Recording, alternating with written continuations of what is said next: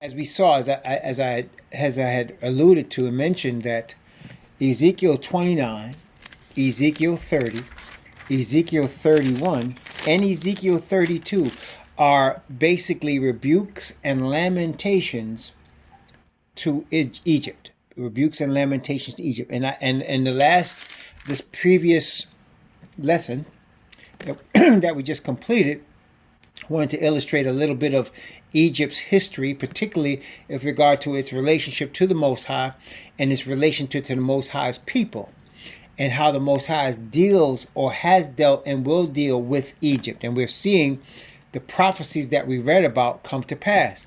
Now, I want to bring another prophecy out about this before we go into Ezekiel chapter 30.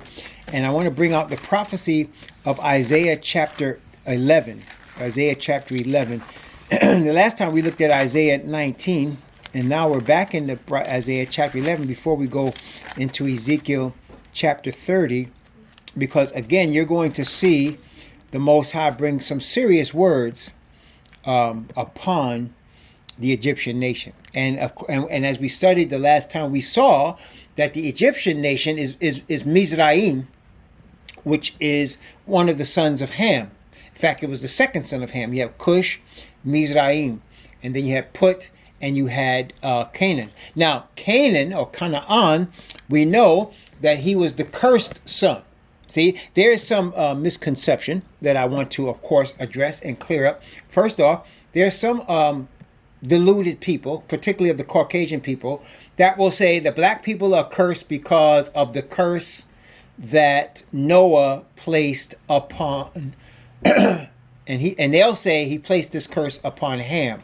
That is not true. That is not true. As a matter of fact, let's take a look at what actually happened. And this is why it's important. Brothers and sisters, I just want to stress again, it's very important that we are acquainted with the Bible. It's very important because people will are misrepresenting what the Bible says and misrepresenting what it means, and basing doctrines and churches and whole philosophies off these misrepresentations. And that's Satan's desire to misrepresent the Father, misrepresent the Father's word, to misrepresent Messiah, misrepresent the Israelite nation. The Bible says about the devil's crown achievement, which is the Babylon, which is the Roman Catholic Church, that they shall think to change times and laws, right? They shall think to change times and laws. So my wife and my daughter and I were talking last night, and we were talking about how the Bible basically says it's the beginning of April or the end of March, when you start to see trees bud and the birds singing and the winter is past. This is a new year to the Most High. He told our people, he showed our fathers that this is the beginning of the year. So basically the end of March, beginning of April is a representation of the beginning of a new year. But we know that as a people, as the culture that we're in, when do we talk about New Year's? Well, we talk about New Year's January 1st, which is the exact middle of the winter season, which makes no sense. It makes no sense, but it's because prophecy tells us that they shall think to change times and laws. And so we know that the Gregorian calendar is called Gregorian because of a pope named Gregory from the Roman Catholic Church, and that they named all of the months after gods that they worshipped, or after their saints. Okay, and so you have us trying to celebrate New Year's in the middle of winter, thinking to change times, and of course the laws, because they're taking the Most High's chosen people, oppressing them, and taking his law and trying to change it to fit their pagan philosophies and their Christianity philosophies. So we know that this is the case. So here, but let's look at this curse that was placed by Noah and who it was placed upon. Let's take a look at this in Genesis chapter 9. Genesis chapter 9. And I'm going to begin at verse 9. I'm going to begin at verse 18 and go down from verse 18. And we'll go from 18 down to 23 to start us off. Genesis chapter 9 from 18 to 23. Notice what it says. And the sons of Noah that went forth of the ark were Shem, Ham, and Japheth. And Ham is the father of Canaan, or Canaan. These are the three sons of Noah, and of them was the whole earth overspread. And Noah began to be an husbandman, and he planted a vineyard. And he drank of the wine and was drunken, and he was uncovered within his tent. And Ham, the father of Canaan, saw the nakedness of his father, and told his two brethren without.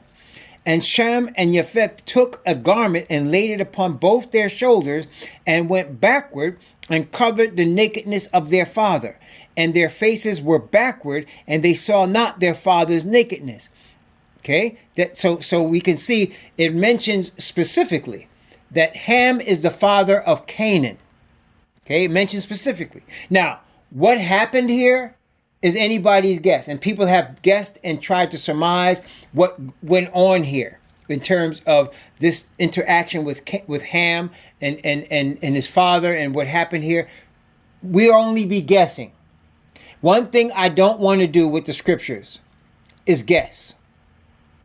If I don't know, I think the best thing to say is I don't know. To try to guess is to bring speculation into the word of the Most High. We should never, never bring speculation into the word of the Most High. Don't do that. Okay? And I would admonish you, be careful of teachers that do that. Because what happens, brothers and sisters, is Satan tries to bring philosophy and make a religion out of philosophy. All of philosophy is a theory. When you start to talk like that, then everything comes into question, whether it actually happened, whether it's actually true, so on and so forth. That's what the Roman Catholics do with their Jesuits. They try to bring into question things that are solidly true. Now, I say to us that we believe this Bible by faith. We believe the whole thing to be true. We believe there actually was a flood. We believe they actually walked through dry ground on the Red Sea. We believe there actually was the children of Israel and is the children of Israel. We're not guessing. We're believing. Okay? But I don't want to introduce speculation by saying this is what happened here when I don't know. All right, I'm just telling you. Now, if somebody claims to know and they got Bible proof that they know, I'd be glad to look at that. Okay, but I don't want to speculate. So I don't know what happened here, but obviously something happened. That we can see. Something happened. Something negative happened. Okay, so let's look at this. Genesis chapter 9 from verse 24. From verse 24 down to verse 27. Genesis chapter 9, verse 24 down to verse 27. And Noah awoke from his wine and knew what his younger son had done unto him. And he said, Cursed be Canaan, a servant of servants shall he be unto his brethren. And he said, Blessed be the Yahweh Most High of Shem, and Canaan shall be his servant. And Yah shall enlarge Japheth, and he shall dwell in the tents of Shem. And Canaan shall be his servant. Okay? Now, I don't know what happened, but apparently his younger son, he said he knew what his younger son had done. Now, Shem, Ham, Japheth.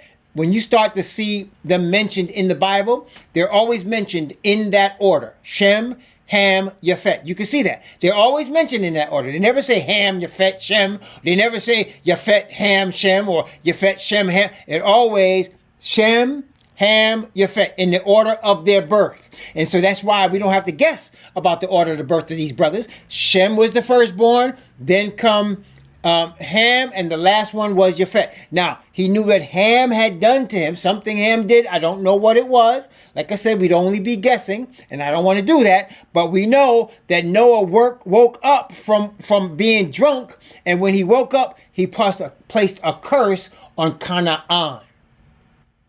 Now we know that Ham had 4 sons, Cush, Mizraim, Put, and Canaan. He placed a curse on Canaan. He did not place a curse on Ham, on Cush, on Mizraim, or on Put. He placed a curse on Canaan. Do you see that? Is that pretty clear and obvious?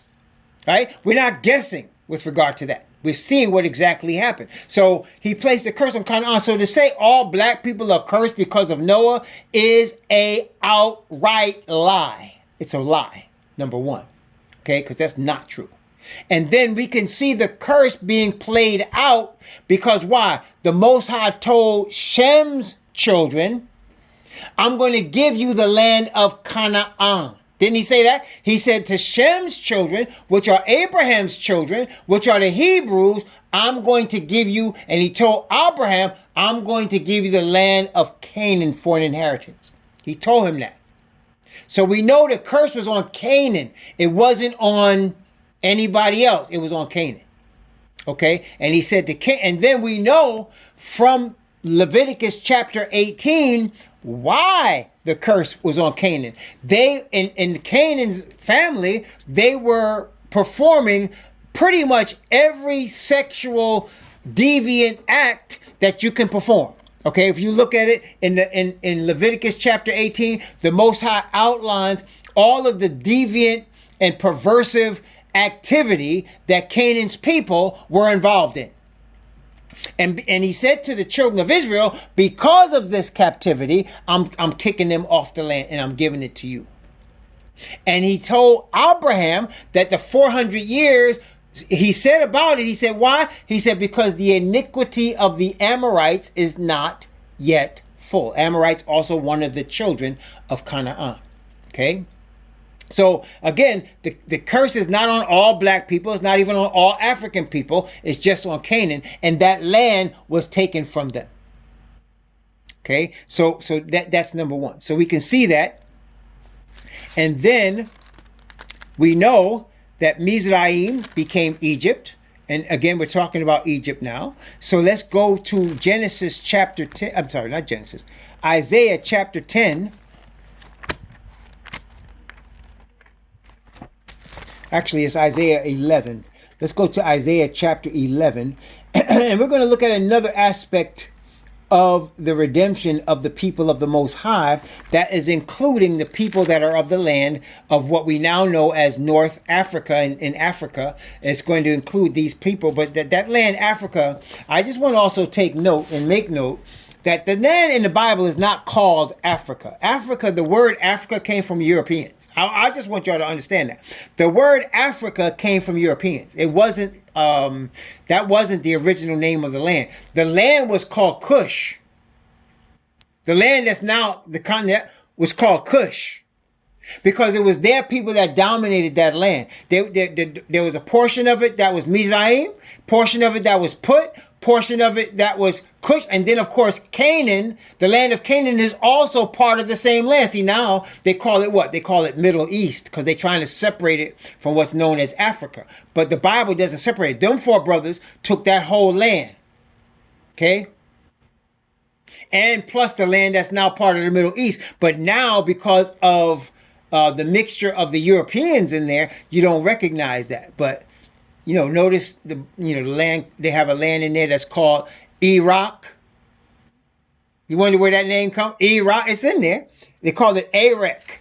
It's E-R-E-C, but it's the same land. Iraq. It's the same land.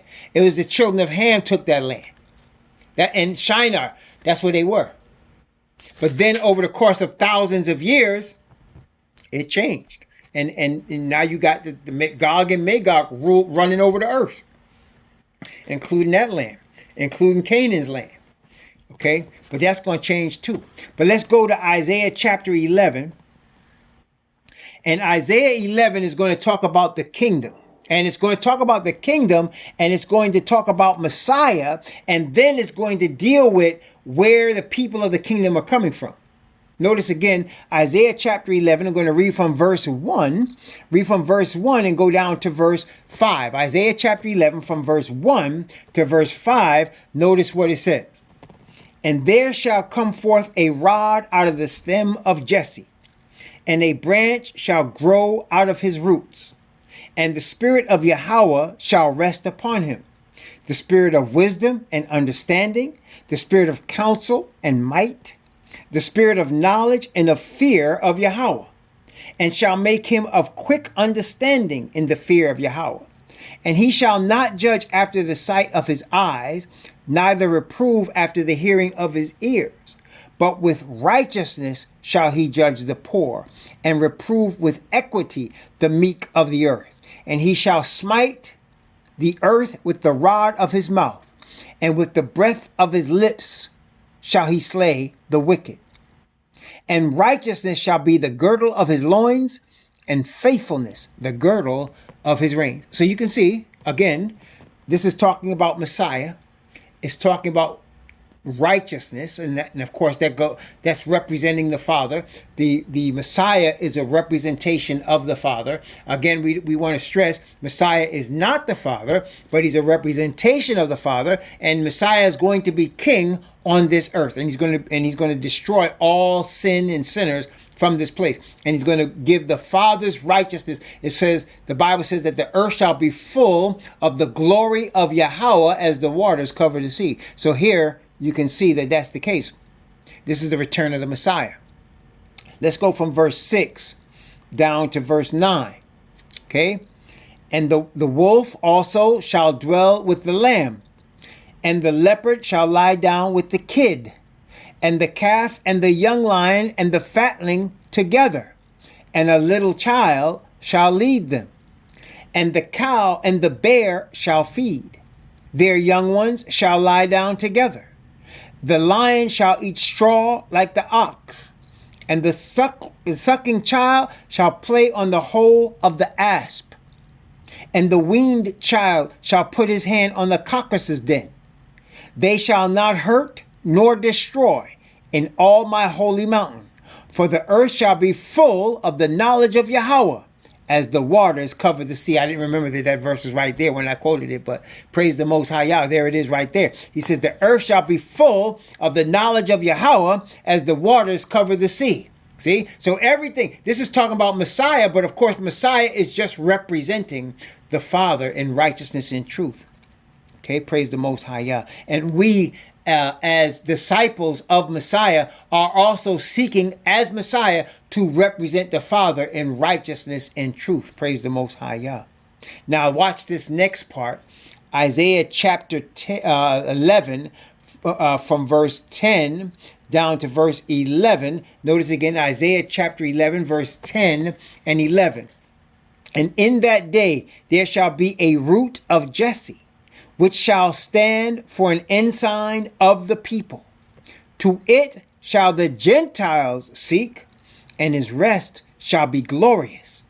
And it shall come to pass in that day that Yahweh shall set his hand again the second time to recover the remnant of his people, which shall be left.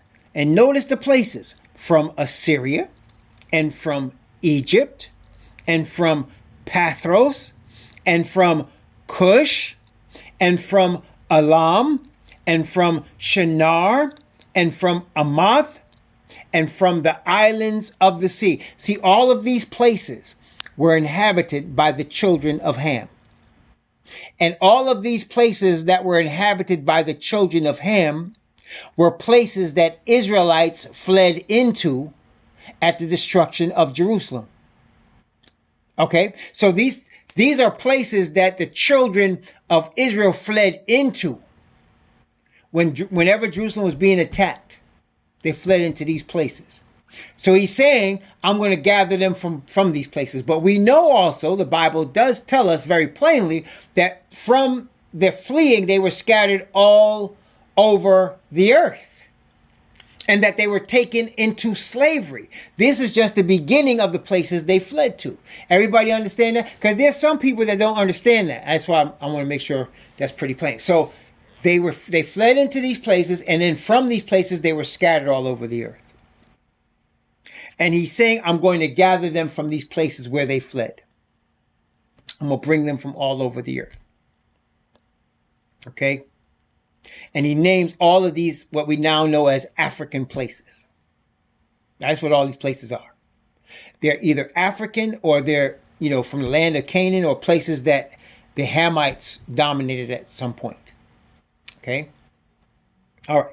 So he's saying he's going to take, and I'm mentioning this because we're going to talk about Egypt, and we already read how he is going to redeem Egypt. He's going to redeem the sons of Ham, with the exception of the Canaanites. The exception is the Canaanites. Okay, let's continue this chapter. Let's just finish this for the sake of context, and let's continue. Verse 12. I'm going to just read verse 12 by itself first.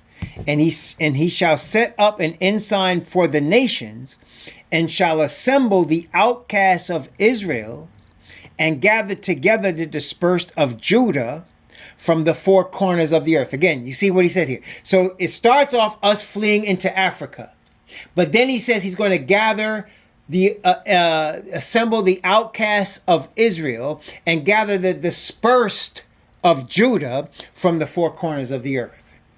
So he names these places that are in Africa. From there, he names the whole earth. He's going to gather his people that are scattered all over the earth. And he calls them the outcasts of Israel and the dispersed of Judah. What do they call there's a new term. Have you guys heard this new term they're using now? It's called ADOS. You ever heard that? ADOS, ADOS. You ever see that? And what does that stand for? African Descendants of Slavery. That's what ADOS stands for. African Descendants of Slavery. That's the new term that they have out. And they call it I can't say it right. Diaspora. The diaspora. You know what the diaspora means? That means the dispersed from West Africa. They call it the dispersed from West Africa.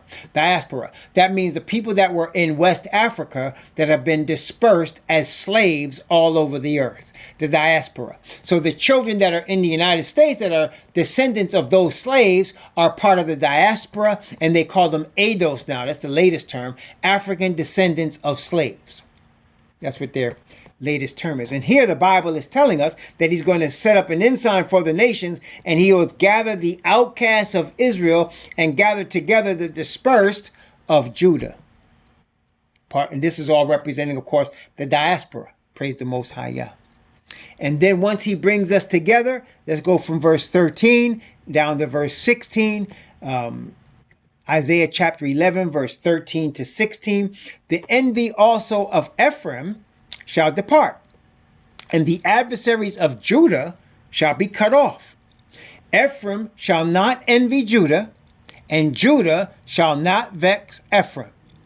But they shall fly upon the shoulders of the Philistines toward the west. They shall spoil them of the east together. They shall lay their hand upon Edom and Moab, and the children of Ammon shall obey them. And Yahweh shall utterly destroy the tongue of the Egyptian sea. And his mighty wind shall he shake his hand over the river, and shall smite it in the seven streams, and make men go over dry shod.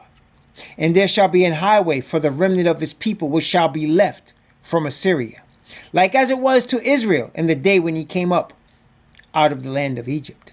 Yes, so he's going to gather his people together, as he did before when he gathered us together out of Egypt. He's going to gather us together, but this time the people are going to come from all of these nations where they have been scattered. Among them are going to be people that are going to be from the Gentiles. He says the Gentiles are going to trust in this ensign, which is Messiah. So that's why you're going to have some saved Gentiles. You're also going to have saved people from the African diaspora and people from Africa, as we talked about, and from Assyria, as Isaiah also showed us. Praise the Most High Yah. But they're going to come, and he says the outcast of Israel, which is represented by Ephraim, because Ephraim was the head of the northern tribes. And then he said the dispersed of Judah, which is represented by Judah, which was the southern kingdom. So he's going to bring us all together. There's not going to be any fighting among us. We're going to be all brethren. Praise the Most High. And he's going to bring us into the land that he's promised through the Messiah. Praise the Most High Yah. So let's go back to Ezekiel now, and let's look at the continued curse upon Egyptians. And we know now that the Egyptian curse is very similar to the Israelite curse. Very similar. So he put the curse on the Israelites. We know that. Now he's also showing the same curse on the Egyptians. And you're going to see some very similar language. Like, okay, Well, let me wait till we get there. So let's read it. Let's go from Ezekiel chapter 30.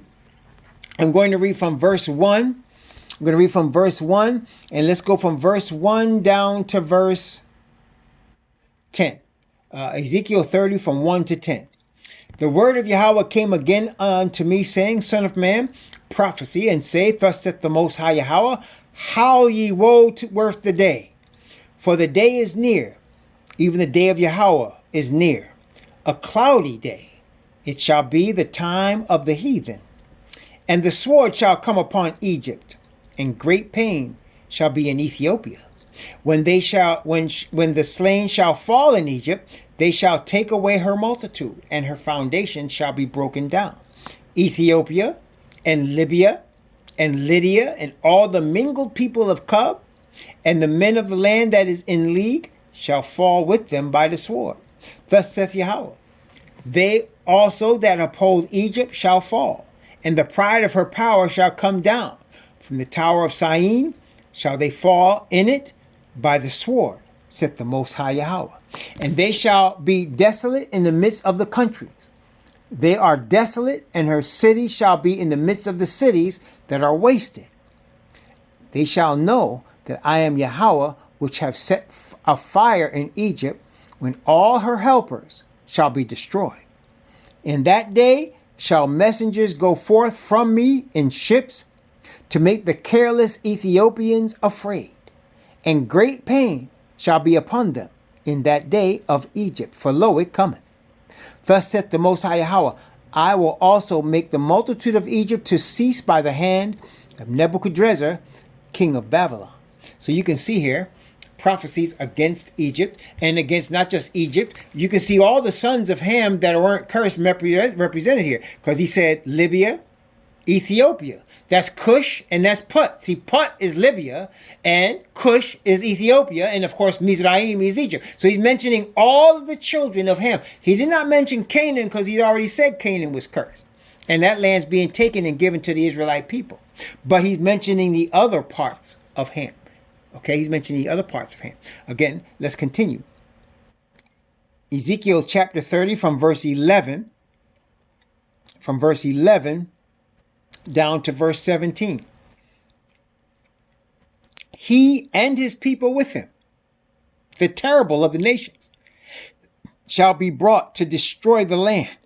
They shall draw their swords against Egypt and fill the land with the slain. And I will make the rivers dry and sell the land into the hand of the wicked. And I will make the land waste and all that is therein by the hand of strangers. I, Yahweh, have spoken it.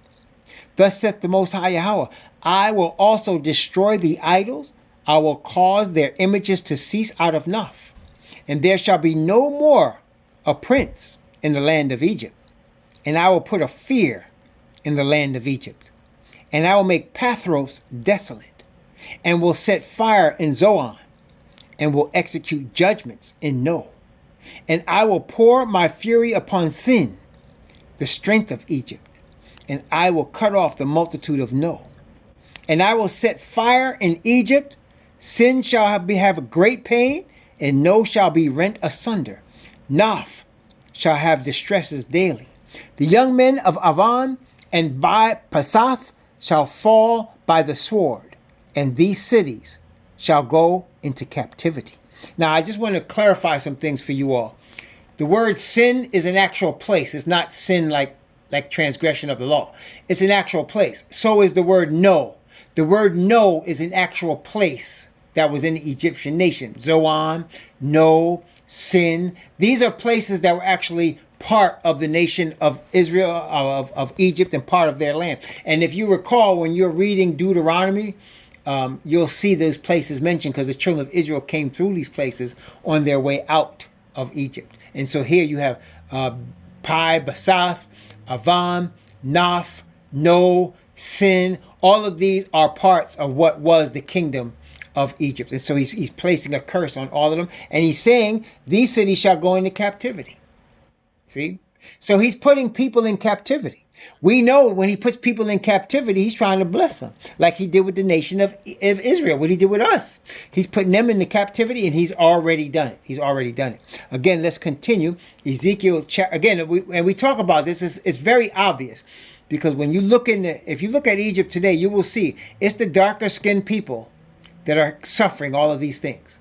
Okay, it's the darker skinned people that are there, both in Egypt and in Ethiopia. What now is Ethiopia, which is a small piece compared to what they were. And then, of course, you have the Sudan. Okay, and you have, there's another nation that's a newer nation. I forgot the name of it. That's also part of between Sudan and Ethiopia. I forgot the name of that land. But there's all of those people, same boat. And the Most High is trying to reach all of them and save them. And they will receive this message of truth. They will. Praise the Most High Yah. Notice again, Ezekiel chapter 30 from verse 18. From verse 18 down to verse 22. At Tahpanhes also the day shall be darkened, when I shall break there the yokes of Egypt, and the pomp of her strength shall cease in her. As for her, a cloud shall cover her, and her daughters shall go into captivity. Thus will I execute judgments in Egypt, and they shall know that I am Yahweh.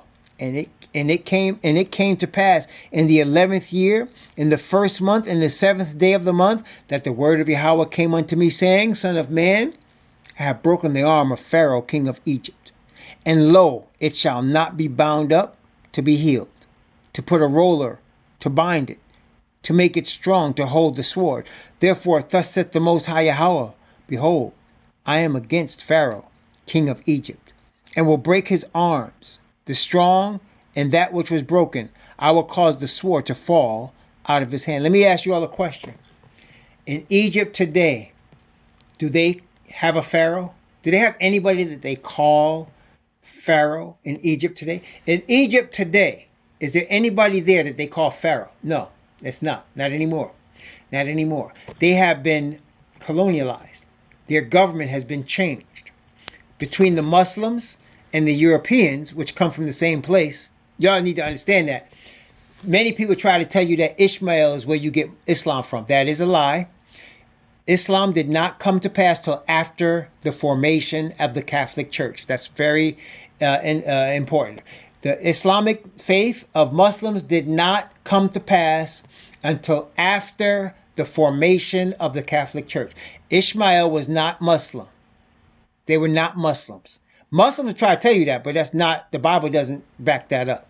Okay? So that the true people that were of Muhammad were of Arab descent, and they came from Saudi Arabia, and they were controlled by Rome. And they still are. Okay? Okay? So that's the truth about it. That's the truth about it. Yeah. It's another, form of the Roman Catholic Church. I think officially the movement of Islam came about, I want to say it was like the 9th century. It wasn't like Romish church came about like in the 4th century. I think it was like 5 centuries later, 500 years later, Islam came. Okay, it wasn't like something that was ancient. It didn't start with Ishmael. Okay, it didn't start with Ishmael. You guys could look that up though, but it definitely didn't start with Ishmael. They try to make that, this is Ishmael against Jacob. That is not. That's all made up. It has nothing to do with what's actually happening here. It has nothing to do with that. Okay, let's continue. Where was we? Let's see. I think I stopped at...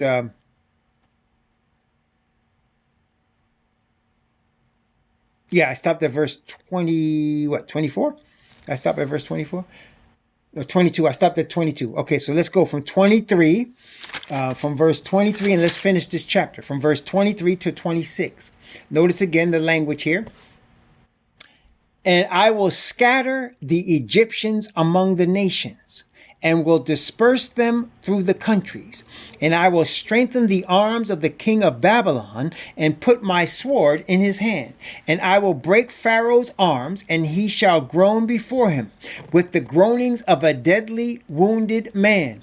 And I will strengthen the arms of the king of Babylon, and the arms of Pharaoh shall fall down. And they shall know that I am Yahweh, when I shall put my sword into the hand of the king of Babylon, and he shall stretch it out upon the land of Egypt. And I will scatter the Egyptians among the nations, and disperse them among the countries, and they shall know that I am Yahweh. So look, he's using the same language to describe what he's doing to Egyptians, to describe what he does to Israelites. Y'all see that? He's using the same language. And you're going to see more of that as we continue. He's using the same language. I'm scattering them among the countries. I'm scattering them among the people. And the Babylonians are going to scatter them. He's using the same language. Now, I want you to understand something. If you ever talk to a person from Africa, right?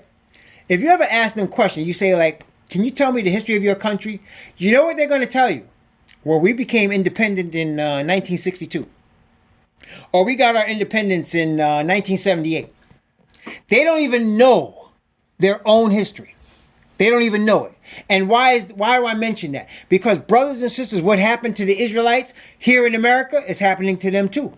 See, just because they come from a Rwanda or from a Nigeria or from a Sudan or Libya, that doesn't mean they know their history. If you ask them, they'll tell you, well, we got our independence from Europe or from Britain or from Portugal in some year. And they're still being colonialized by those countries, right? And they won't even know what happened before that. What about all them ancient kings? They won't even know. They won't know anything about it because they're colonialized, brothers and sisters. They've been colonialized. See, Malcolm X, he thought that they were free because they all started getting into nationalism in the 1960s and they started getting independent. They weren't free. All they got is their own country. And what happened? Them Europeans came and still raped that country. Still took all their assets. Okay? Still did it. And are still doing it right now. Okay? So it's all a farce. You see, the sons of Japhet are prophesied to dominate this earth in the last days. Brothers and sisters, that's exactly what's happening. Okay, so so all of these nations, people think because we're here African Americans and we don't have a flag that's our own like they do from Nigeria or Jamaica, that we're the only ones that don't know our history. Nope, none of us, none of them know their history. None of them. You ask a Jamaican, they can't tell you nothing about what happened before Jamaica. They can't tell you. They can't tell you. The Haitians, they only know, what happened in the 1800s when they chased them Europeans off the land. They don't even know how they got there or where they were before that. They don't even know. Because all of that is prophesied, brothers and sisters. We were scattered. All of us scattered. All the people of color scattered. The Hamites and the Shemites scattered. And what's dominant? The children of Japhet dominant. And the Arabs with them dominant on this earth at this time. Okay, that's what's going on. Exactly. That's how, Bartholomew, I'm glad you brought that up. That's exactly the truth. You go to even Africa and you tell them, you're really Israelites. They'll say, oh yeah, we know, we have the flag. And what flag do they have? The pagan Star of David, which is really the goat of Mendel. That's all that star is. It's the goat of Mendel. They are worshiping the goat. And you know what the goat represents? It's the scapegoat. It represents Asatan. He understands that very well. And if you look at that Star of David, it's not no Star of David.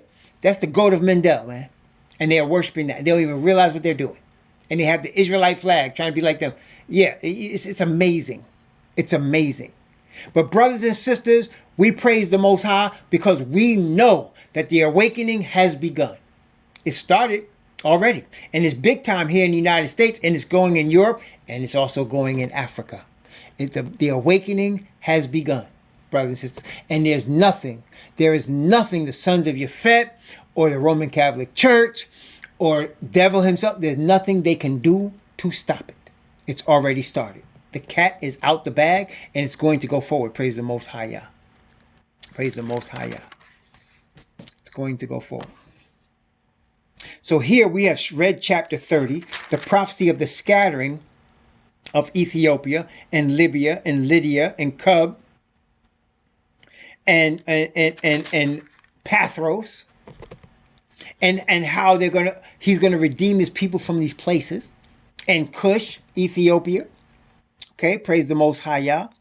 So we're going to continue the next time in chapter 31, which is going to give us a little different angle of the same thing. It's going to be talking about the same thing, but it's going to give us a little different angle. We're going to look at that in chapter 31.